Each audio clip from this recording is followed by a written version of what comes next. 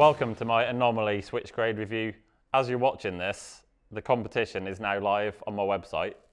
To win one of these, any colour, any type, and shipped anywhere in the world. So watch the review, and then if you like it and you want to win one and you want to support these independent bike reviews, you can go and fund the project, buy a ticket, and get to win one of these products. Now, to a lot of riders, weight is very important. To me, I don't really care. I just want the performance first, and the weight is a result of the bike performance. The Switchgrade is a claimed 170 grams, but there's a few different models, and I'm not sure exactly how it's weighed on the Aenomaly website. Mine weighed in exactly 196 with the hardware, but you do replace quite a big portion of the previous RockShox Reverb clamp is replaced, and you actually save 74 grams there. So the total added weight of this product is 122 grams, which is nothing. 122 grams, it's like a coffee probably.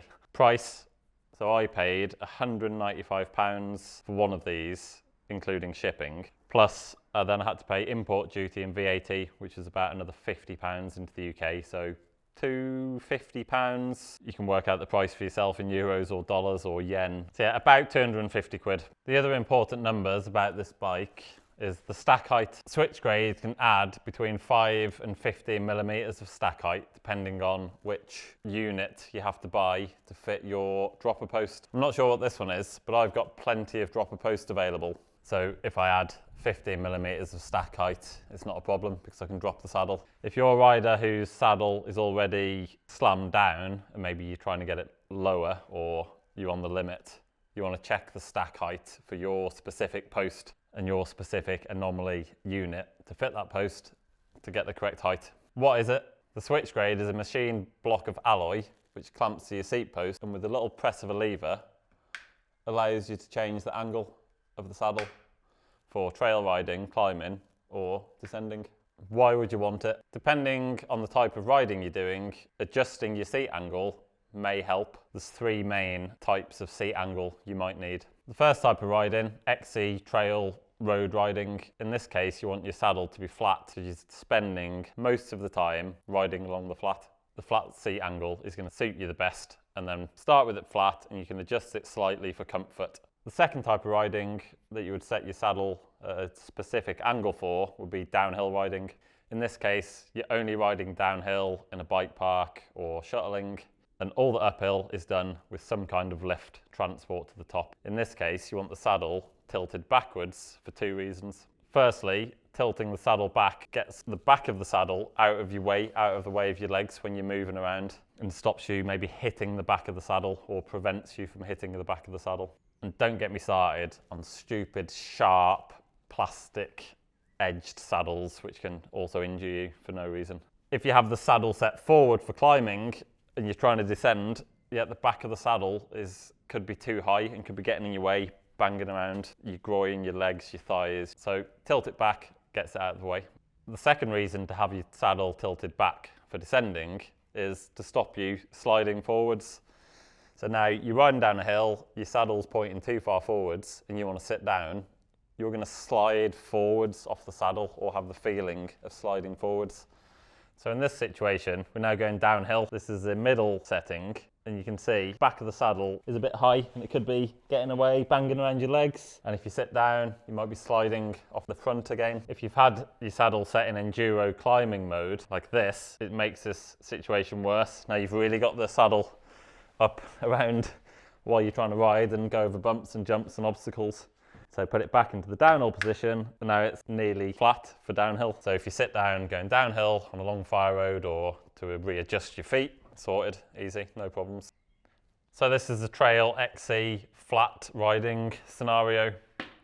Got our saddle, nice flat position. This is comfortable for riding along the flat for a long time. If we have it in the uphill position, when you sit down, you're going to be sort of sliding off the front or leaning forwards. If you have it in the downhill position, it's not very comfortable when you sit down and you can't breathe properly because it's too high up in your area. So yeah, flat position for flat riding. Now we're doing a really steep climb. If you're in downhill mode and you put the saddle up, you've got massive problems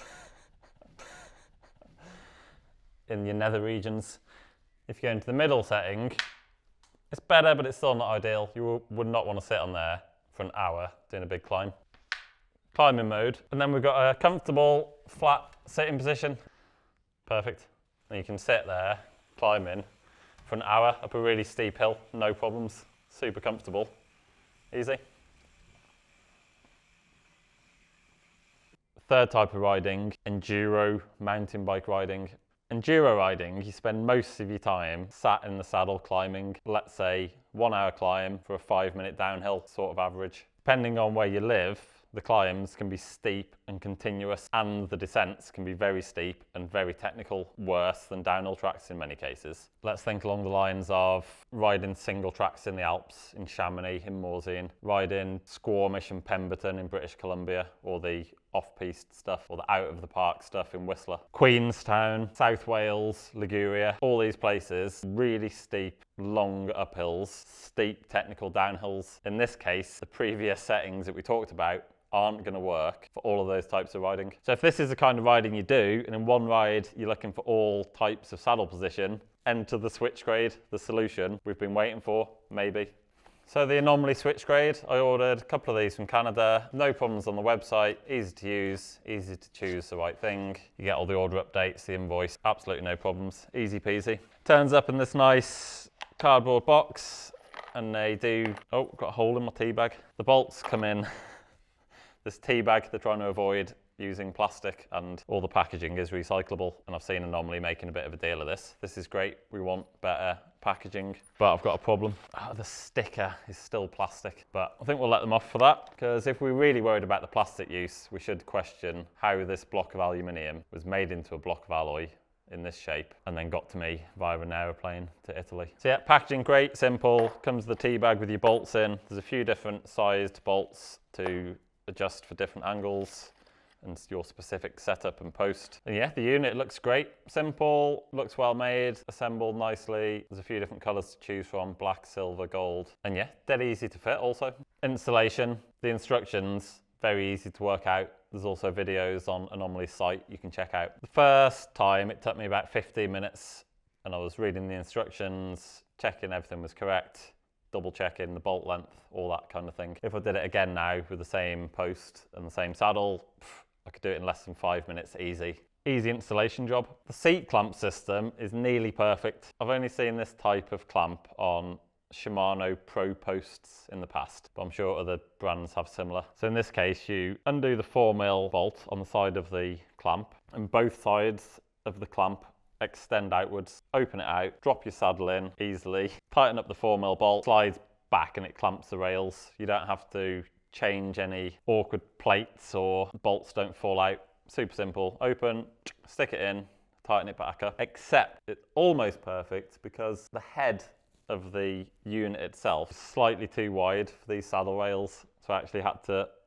open the clamps out completely until they came unscrewed, fit the saddle on, then put the clamps back in. But if the body of the Aenomaly was a couple of mil, 1 or 2 mil narrower, or the seat rails were a bit wider, maybe on other seats it works, then you could just open it, drop the saddle in, clamp it, easy. Once you've installed the saddle onto the Aenomaly, it's actually easier to adjust than a normal seat post. A normal seat post, you have a system where you can adjust the angle and the forward and backward slide at the same time.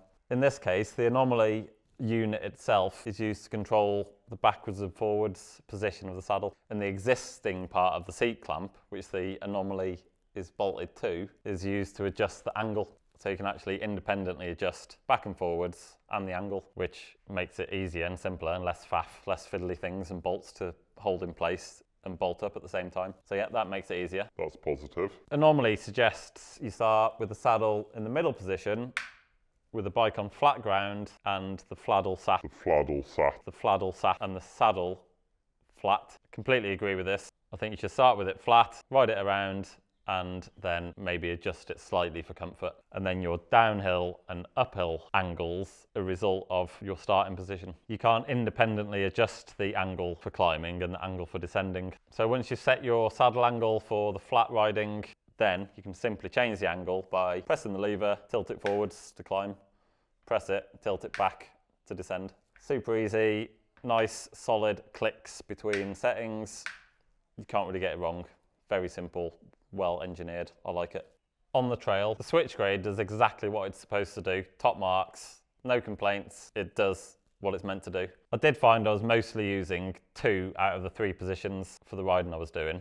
I was never really using all 3 positions in one ride. So either enduro rides, I was mostly tilted forwards for the main bulk of the climb, and then the trail part of it, I would have it in the middle setting. A few times on the enduro stuff, I put it into descend mode, but then if you do get to a little climb and you put the saddle up, you can be taken by surprise because it's suddenly a lot higher and a lot tilted back and a lot more potential ball ache when you put it up and sit down. So for the enduro trail riding, I want it in the middle. If you want to put it in descend mode, you want to be quite confident that you're not going to sit down or need to sit down on the whole trail. So riding bike park stuff, I think you could just put it in descend mode all the time. But yeah, it works, does what it says on the tin. I probably didn't use it as much as I thought I might be changing. It's more set it in the climb mode for an hour climb, then set it on the flat for the trail. Sometimes put it in descend mode. Do you need the Switchgrade? I've got a few opinions on this. First of all, you need to take into account how much money you want to spend and what your bike setup and riding is already. If you don't care about the money, yeah, just get one. It's going to give you some benefit for your riding, definitely. So if money's no object, get one. If money is an object and you're trying to use this product to get more space between your legs for descending, I think you might be better off just getting a longer dropper post. Most of the riding I do, I'm not worried about the angle for descending because my dropper posts are long enough to get it out of the way. And again, considering what posts you have already, how much frame, seat tube length you have, if you simply want to get more space, you could buy a longer dropper post. Again, depends on your bike and your setup. If you need more space around this area from the saddle and you can't get a longer dropper post or can't drop your saddle any further, tilting it back will actually give you something like 20mm more clearance as the back of the saddle tilts down. Plus the shape of it is nicer, the angle of it is nicer, so yeah, it's less in your way. If you're more on the downhill side of the spectrum, or if you're using your bike for enduro, normal enduro riding, and then you go to a bike park once a month and you want the downhill angle, but you know you're going to be in the bike park, you could simply get the Allen keys out and change the angle of your saddle for the downhill day, which you could do a few times before you've done €200 worth of adjusting the saddle for the few seconds it'll take. If you fit the pure enduro category of riding, the Switchgrade is definitely going to be a benefit. I can't see any downside in having it. If you can afford it and if you don't care about the weight, there's no downsides. Stick it on, your riding is going to be better up, middle and down. Easy. Can you adjust the angle while you're riding? I would not recommend it. If you're riding on the road or on a flat, wide path, you can.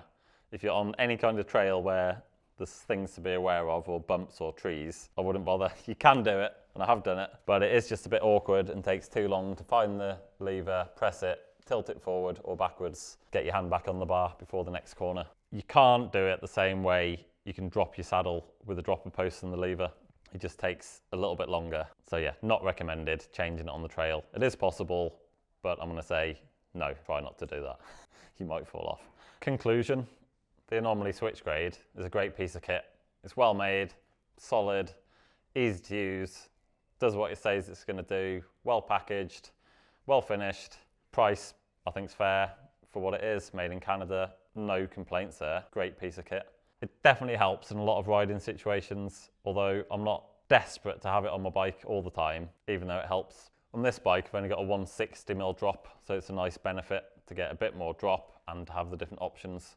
Get a bit more space between my legs. On the Banshee, for example, which had a 212mm drop post, the saddle's so low when it's down, it's never really in my way, so I'm not desperate to get one of these. If I had one in the garage that fitted the Banshee, I would put it on, but I'm not going to go out of my way now to buy another one to fit to that bike. And the other time that I would definitely use one is if I could not get the saddle low enough for downhill to feel comfortable, then I would get one to add the little bit of extra drop and angle for downhill riding. So yeah, it depends on your situation, depends on the bike. Hopefully I've given you enough information here to make a decision whether or not you want or need one for your bike. So that's it, that's the end of the review. We're not going to give it stars or a number out of 10. We don't do that. Hopefully we've given you enough information for you to decide if you think it's worth it for you, your bike, your type of riding. If you like this independent review and want to support it and win one of these Switchgrades, click this link here or the description down below, wherever it is, and you can win one. Support the channel, support independent reviews, have the chance to win one. If you do win one, I'm going to order one brand new for your dropper post in whichever colour you like, shipped anywhere in the world. There might be a bit of delay. There's a bit of a lead time on Aenomaly's site for some of the products, but as soon as the winner's picked, I'll order one and the lucky winner will get it delivered straight to their house to put onto their bike. Winning all round, I think. Rambling all round.